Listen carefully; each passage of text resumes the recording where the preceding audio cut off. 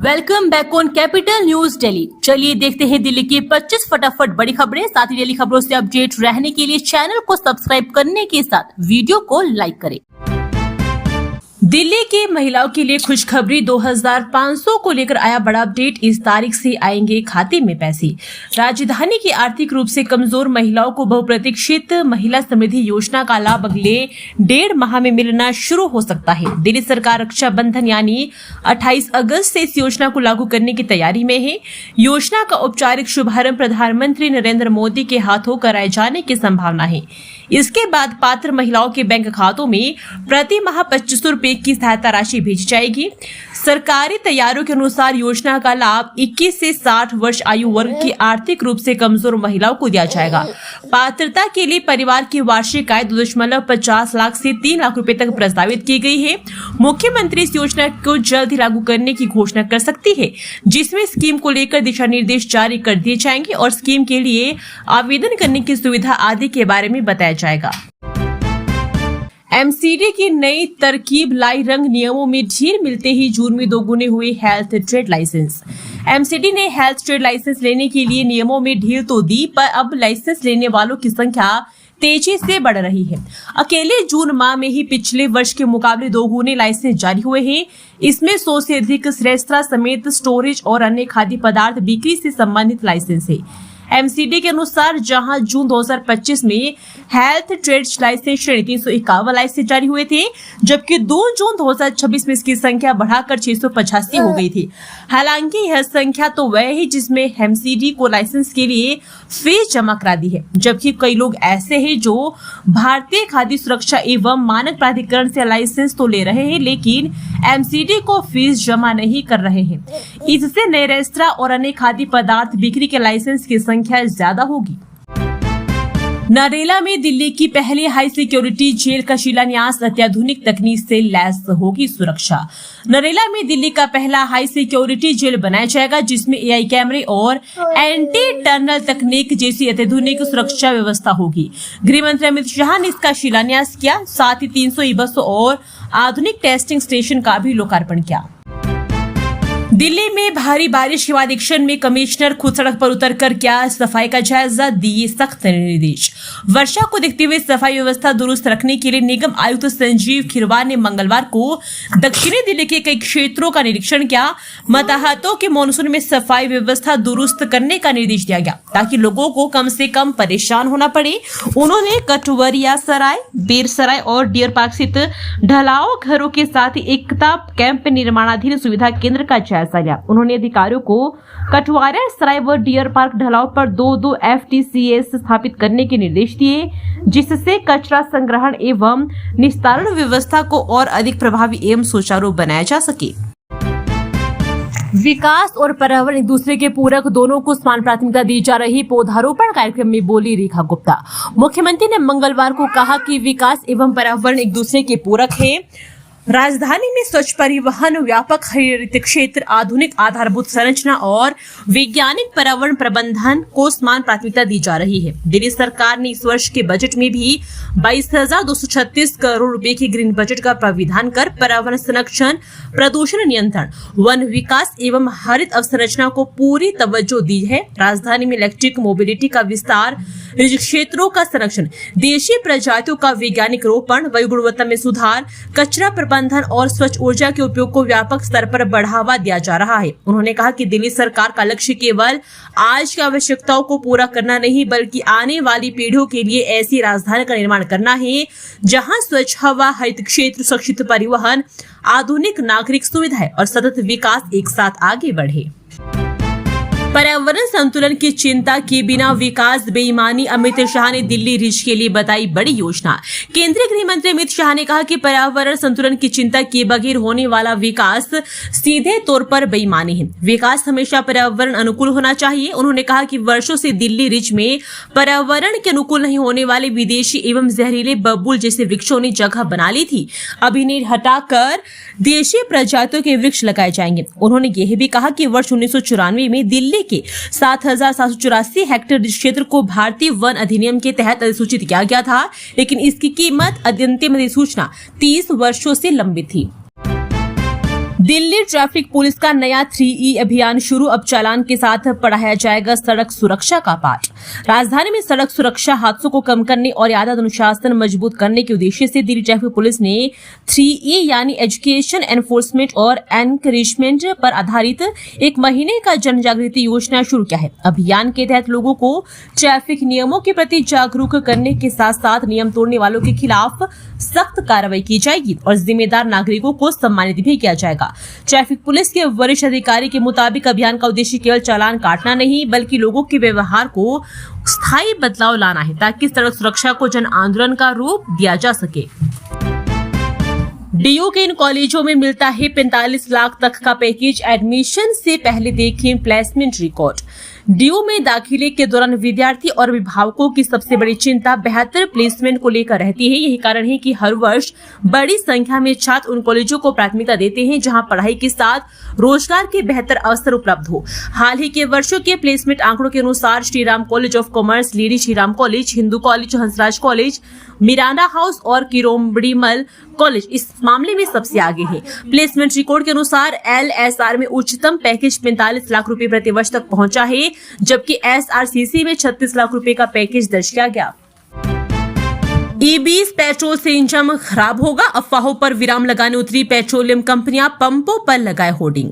Ethanol पर देश भर के आंकड़ों, करोड़ों वाहन चालकों का भ्रम दूर करने अब पेट्रोलियम कंपनियों ने भी मोर्चा थामिया है। उनके देश भर में मौजूद आउटलेट्स पर भ्रम दूर करने वाले होर्डिंग्स व स्टैंडी लगाए जा रहे हैं। साथ ही पंप कर्मियों द्वारा E20 ईंधन के प्रति लोगों को जागरूक किया जा रहा है। दिल्ली में 400 पेट्रोल पंपों ने भी इस दिशा में कदम बढ़ाए हैं। इसमें इंडियन ऑयल, भारत पेट्रोलियम व हिंदुस्तान पेट्रोलियम के पंप है, जहां वेस्टर्न डी होर्डिंग शामिल है जिसमें लिखा है कि E20 परीक्षित, विश्वसनीय और सुरक्षित है। इससे इंजन को कोई नुकसान नहीं होगा, बीमा क्लेम पर कोई प्रभाव नहीं पड़ेगा। इसी तरह E10 की तुलना में बेहतर एक्सेलरेशन और अधिक स्मूथ ड्राइविंग अनुभव, कार्बन उत्सर्जन में 30% तक की कमी, जिससे स्वच्छ पर्यावरण को बढ़ावा मिलता है। दिल्ली दवा घोटाला 2024 की चेतावनी हुई नजरअंदाज। समय पर कार्रवाई से टल सकता था 650 करोड़ का घपला। दिल्ली सरकार के स्वास्थ्य विभाग में सामने आए 650 करोड़ रुपए के दवा एवं उपकरण खरीद घोटाले की जांच के बीच एक बड़ा सवाल उठ रहा है। कहा जा रहा है कि वर्ष 2024 में मिले संकेतों पर समय रहते सख्त कार्रवाई होती तो जालसाजों की 2026 में 650 करोड़ के घोटाले करने की हिम्मत नहीं पड़ती। विभागीय दस्तावेज बताते हैं कि स्वास्थ्य विभाग की खरीद और आपूर्ति व्यवस्था में घपले घोटाले को लेकर आशंकाएं नई नहीं थी। 30 जनवरी 2024 को एंटी करप्शन ब्रांच ने दीनदयाल उपाध्याय अस्पताल के स्टोर प्रभारी को नोटिस जारी कर विभिन्न चिकित्सा सामग्रियों की खरीद और आपूर्ति से जुड़े मूल रिकॉर्ड तलब किए थे। एडमिशन की टेंशन खत्म, कैंपस दोस्त और छात्र प्रहरी देंगे हर सवाल का जवाब। कॉलेज में कोर्स को लेकर कोई सवाल है तो इस नंबर पर फोन करें। सीट आवंटन सूची जारी होने से पहले इन तैयारों को पूरा कर ले। कॉलेज की किसी विभाग या सोसाइटी की जानकारी चाहिए, स्टूडेंट्स इंचार्ज से इस नंबर पर संपर्क करें। दाखिले की दौड़ में जुटे विद्यार्थियों और अभिभावकों तक ऐसी जानकारियां कॉलेजों के छात्र प्रहरी और कैंपस दोस्त पहुंचा रहे हैं। डीयू में स्नातक दाखिला प्रक्रिया के बीच मार्गदर्शन के लिए कॉलेजों में छात्रों की ओर से विशेष जागरूकता अभियान शुरू किए गए हैं। कैंपस कनेक्ट GC पहल के माध्यम से छात्रों को प्रवेश प्रक्रिया से जुड़ी हर जानकारी उपलब्ध करवाई जा रही है। दिल्ली में 34 स्थानों पर NDMC ने किया पौधारोपण, 612 पेड़ और 50,000 झाड़ियां लगाई। दिल्ली में शुरू हुए पौधारोपण अभियान के तहत NDMC ने 34 स्थानों पर 612 वृक्ष तो 50,200 झाड़ियां लगाई। NDMC के चेयरमैन केशव चंद्रा, उपाध्यक्ष कुलजीत चहल, दिल्ली सरकार के मंत्री प्रवेश वर्मा समेत अन्य लोग इस अभियान में शामिल हुए। दिल्ली सरकार के मंत्री प्रवेश वर्मा ने इंडिया गेट स्थित चिल्ड्रन पार्क में जामुन का पौधा लगाया। नई दिल्ली के सांसद बांसुरी स्वराज लक्ष्मीबाई नगर स्थित संजय झील पार्क में पौधा लगाया। NDMC के अध्यक्ष केशव चंद्रा ने नेहरू पार्क और उपाध्यक्ष कुलजीत सिंह चहल ने लोधी गार्डन में पौधारोपण का नेतृत्व किया। विदेशों में घट रही आबादी, भारतीय युवाओं के लिए खुला ग्लोबल नौकरियों का सुनहरा मौका। अमेरिका, यूरोप और जापान सहित अग्रणी अर्थव्यवस्थाएं लंबे समय से दुनिया भर के प्रशिक्षित और प्रतिभाशाली कामगारों को आकर्षित करती है। नीति आयोग के मुताबिक 2029 तक भारत का रेमिटेंस बढ़कर 160 अरब डॉलर तक पहुंच सकता है। ऐसे दौर में जब विकसित देशों में प्रजनन दर लगातार घट रही है, एक बड़ी युवा श्रम शक्ति के साथ भारत दुनिया की मदद कर सकता है। इसलिए भारत ने कई देशों के साथ हुए मुक्त व्यापार समझौतों में भारतीय कामगारों की आवाजाही को आसान बनाने के प्राविधान भी किए हैं। इस बीच अमेरिका सहित कुछ देशों में संरक्षणवाद बढ़ रहा है और स्थानीय सरकारें चाहती है कि उनके नागरिकों को ज्यादा नौकरियां मिले।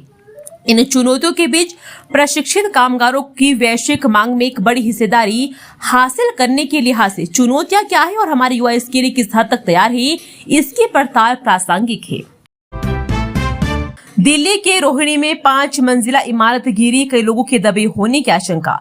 राजधानी दिल्ली के रोहिणी सेक्टर 16 स्थित पॉकेट G5 MCD स्कूल के पीछे निर्माणाधीन बिल्डिंग अचानक जमीन दंस हो गई। इसमें कई लोगों के दबे होने की आशंका है और आसपास अफरा तफरी का माहौल है। दमकल विभाग के अनुसार शाम करीब 4:20 पर पुलिस व दमकल विभाग को इस बारे में सूचना मिली। सूचना मिलते ही पुलिस के अलावा दमकल की 5 गाड़ियां मौके पर पहुंची। इसके बाद राहत और बचाव का काम जारी है। हाईकोर्ट ने लगाई दिल्ली सरकार को कड़ी फटकार, कहा पेड़ कटाई की अधिसूचना वापस ले वरना मानेंगे अवमानना। दिल्ली हाईकोर्ट ने पेड़ों की कटाई को कुछ मामलों में छूट देने वाली दिल्ली सरकार की अधिसूचना पर मंगलवार को कड़ी नाराजगी जताई। अदालत ने इसे घोर आपत्तिजनक बताते हुए सरकार से स्पष्ट कहा कि यदि अधिसूचना वापस नहीं ली गई तो अवमानना की कार्रवाई शुरू की जाएगी। न्यायमूर्ति जसमीत सिंह की पीठ ने कहा कि पेड़ों की अंधाधुंध कटाई पहले से ही गंभीर चिंता का विषय है। ऐसे समय में पेड़ कटाई को छूट देने वाली अधिसूचना न्यायालय के आदेशों के विपरीत है। अदालत ने कहा कि लोगों के जीवन, संपत्ति या यातायात के लिए खतरा बनने वाले पेड़ों को काटने संबंधी प्राविधान पहले से मौजूद है, इसलिए नई छूट की आवश्यकता नहीं थी। दिल्ली में 650 करोड़ के घोटाले में डॉक्टर का घरेलू कर्मचारी निकला कंपनी का डायरेक्टर, अदालत में रो पड़ी डॉक्टर वत्सला। 650 करोड़ के दवा एवं उपकरण खरीद घोटाले की जांच में वेंडर नेटवर्क का बड़ा खेल सामने आया है।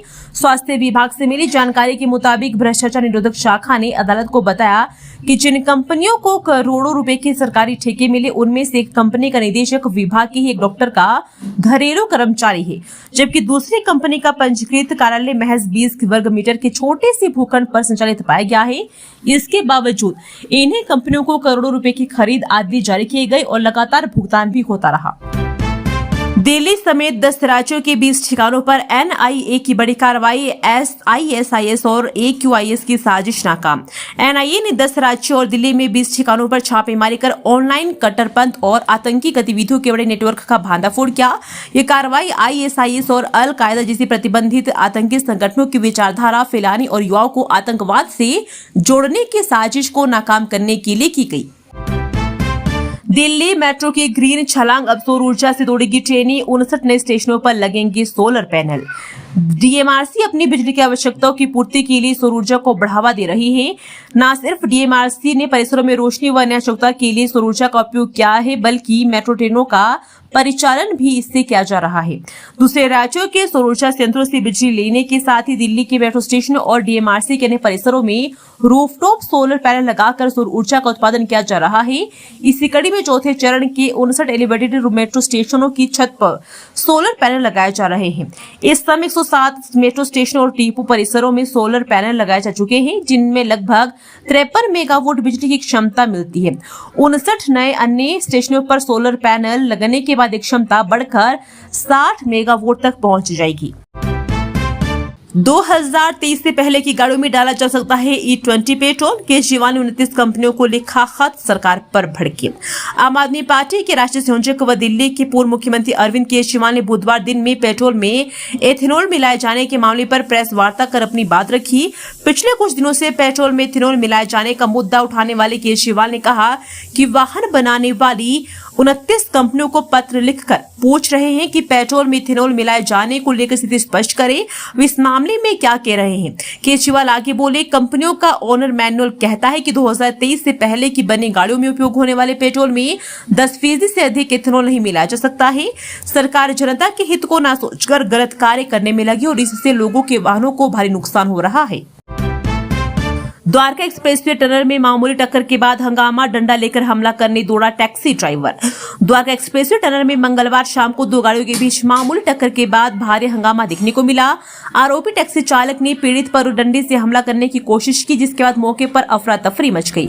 हालांकि इस घटना में किसी के घायल होने की खबर नहीं है। पुलिस के मुताबिक यह घटना 7 जुलाई की शाम करीब 7:40 की है, जब कापस हेड़ा थाना पुलिस को द्वारका एक्सप्रेसवे टनल के अंदर एक विवाद की सूचना मिली। शिकायतकर्ता अपनी वैगनार कार से जा रहा था, तभी एक सफेद रंग की अर्टिगा टैक्सी से उसकी मामूली टक्कर हो गई। आरोपी की टक्कर के बाद टैक्सी ड्राइवर ने तेज में आकर पीड़ित पर डंडे से हमला करने की कोशिश की। अब नहीं डूबेगी दिल्ली की अनियमित कॉलोनियां, सड़क और जल निकासी सुधार के लिए सरकार ने उठाया कदम। राजधानी की अनियमित कॉलोनियों में सड़कों की कमी, जल भराव और गंदी पानी की निकासी की समस्या को दूर करने की दिशा में दिल्ली सरकार ने कदम उठाए हैं। सरकार ने 49 स्थानों पर सड़क, नाले और नालों के निर्माण एवं सुधार कार्यों के लिए टेंडर जारी किए हैं। इन परियोजनाओं में पालम, द्वारका, मंडावली, छतरपुर समेत कई विधानसभा क्षेत्रों की अनियमित कॉलोनियां शामिल हैं। टेंडर प्रक्रिया पूरी होने के साथ मॉनसून समाप्त होने पर निर्माण कार्य शुरू होने की संभावना है। 2008 दिल्ली सीरियल ब्लास्ट के 17 साल में जेल में बंद आईएम ऑपरेटिव मंसूर की जमानत याचिका खारिज। दिल्ली हाईकोर्ट ने 2008 के दिल्ली सीरियल बम धमाकों के आरोपी इंडियन मुजाहिदीन ऑपरेटिव मंसूर असगर पीर भाई की जमानत याचिका खारिज कर दी। अदालत ने कहा कि 17 साल से विचाराधीन कैदी होने के बावजूद इसकी रिहाई से मुकदमे की सुनवाई और आम नागरिकों की सुरक्षा प्रभावित हो सकती है। 20 जुलाई से यूजी छात्रों की हॉस्टल रिपोर्टिंग, 27 जुलाई से शुरू होगा नया सत्र। आईआईटी दिल्ली में शैक्षणिक 2026-27 के लिए यूजी, पीजी और पीएचडी छात्रों का ओरिएंटेशन एवं रजिस्ट्रेशन कार्यक्रम जारी कर दिया गया है। संस्थान के अनुसार स्नातक कार्यक्रमों में प्रवेश लेने वाले नए छात्र 20 जुलाई से हॉस्टलों में रिपोर्ट करेंगे।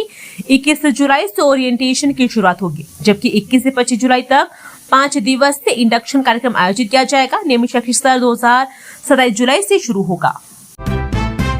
दिल्ली पीडब्ल्यूडी को 1 साल बाद मिला स्थायी प्रमुख अभियंता, जल भराव और अधूरी परियोजनाएं होगी पहली चुनौती।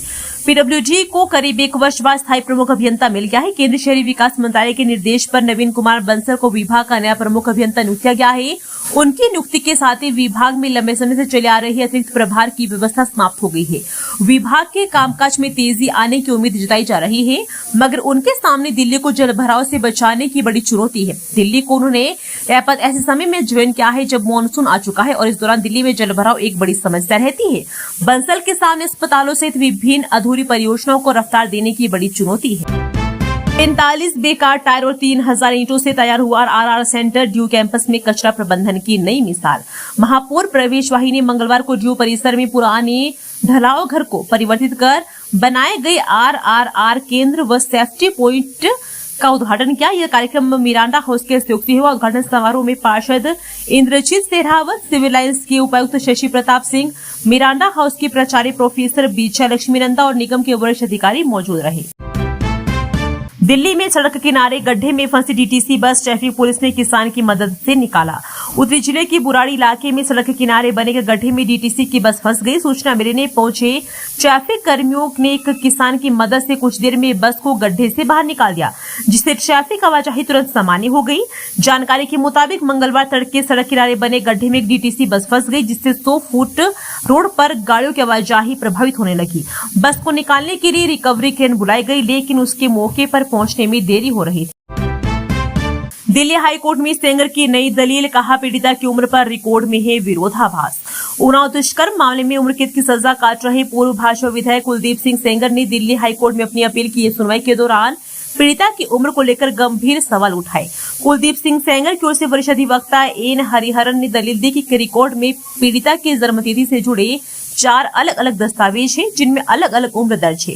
कुछ दस्तावेज उसे जुलाई 2017 में नाबालिग बताते हैं, जबकि कुछ उसे बालिग दर्शाया गया है। न्यायमूर्ति प्रतिभा एम सिंह को न्यायमूर्ति विकास महाजन की पीठ के समक्ष सेंगर की ओर से कहा गया कि ट्रायल कोर्ट में केवल एक निजी स्कूल के प्रमाण पत्र पर भरोसा किया, जबकि पूरी तरह विश्वसनीय नहीं था। अधिवक्ता ने दलील दी कि जिस स्कूल का प्रमाण पत्र आधार बनाया गया, उसकी सोसाइटी का पंजीकरण बाद में हुआ था, लेकिन इस पहलू पर ट्रायल कोर्ट ने ध्यान नहीं दिया। पश्चिमी दिल्ली में सिर्फ इको कारों को बनाता था निशाना, शातिर वाहन चोर गिरफ्तार। मारुति सुजुकी इको कारों को ही निशाना बनाकर चोरी की वारदातों को अंजाम देने वाले शातिर वाहन चोर को तिलक विहार पुलिस की चौकी टीम ने गिरफ्तार किया है। उसके कब्जे से चोरी की 2 इको कार बरामद हुई है। पुलिस किस कार्रवाई से 3 वाहन चोरी के मामलों का निस्तारण हुआ है। पुलिस अब तीसरी कार की बरामदगी और इस गिरोह से जुड़े अन्य लोगों की भूमिका की जांच कर रही है। डेडलाइन बीती, सड़क अब भी बंद, 45 दिन का वादा टूटा, यात्रियों की मुश्किलें बरकरार। नजफगढ़ रोड पर रोजाना सफर करने वाले लाखों यात्रियों की परेशानी फिलहाल खत्म होती नहीं दिख रही है। नवादा मेट्रो स्टेशन के पास धनचुक की सिविल लाइन की ट्रेंचलेस तकनीक से मरम्मत के लिए 20 मई से बंद किए गए द्वारका मोड़ उत्तम नगर मार्ग को 45 दिन बाद खोले जाने का दावा किया गया था, लेकिन निर्धारित समय सीमा समाप्त होने के बावजूद निर्माण कार्य पूरा नहीं हो सका है। ऐसे में दिल्ली जल बोर्ड ने दिल्ली ट्रैफिक पुलिस से डायवर्जन व्यवस्था को 15 जुलाई तक बढ़ाने का अनुरोध किया है, जिसे मंजूरी भी दे दी गई है। इससे यात्रियों को कम से कम 1 सप्ताह और जाम व लंबी दूरी तय करने की परेशानी झेलनी पड़ेगी। 10 लाख की मशीन खरीदी, 33 लाख में दिल्ली के 650 करोड़ दवा घोटाले में 100 करोड़ का खेल बेनकाब। दिल्ली सरकार के 650 करोड़ रुपए के दवा एवं उपकरण खरीद घोटाले की चल रही स्टॉक ऑडिट जांच में पोर्टेबल एक्सरे मशीनों की खरीद सबसे बड़े वित्तीय विवाद के रूप में सामने आई है।